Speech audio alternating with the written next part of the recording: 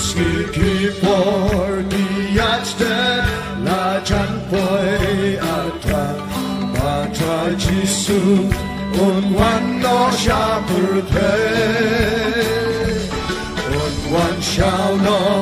yakite sotiki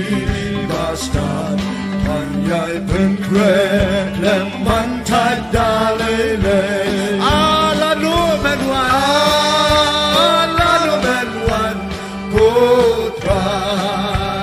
Laruman wan banten deptin bamela o Laruman wan kodran Laruman wan ban shimtido ya la kijo kidak kishen try Jesu uladen yato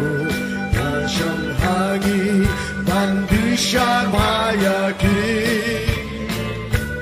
dak hagasmi haugnai hakiko labo idat haka chinglong real man real hi ala no men one Kutran lalu manwan man kendak din babela o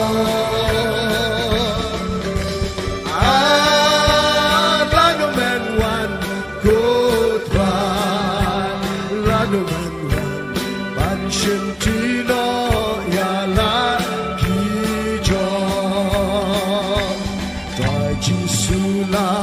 when shy bahakiski kado bakkan man bud jing idrukan man kran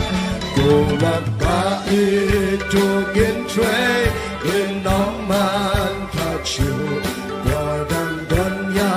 tiaga sakenya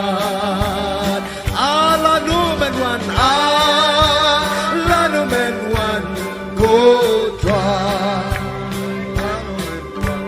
ban pendak din babela o ala no man wan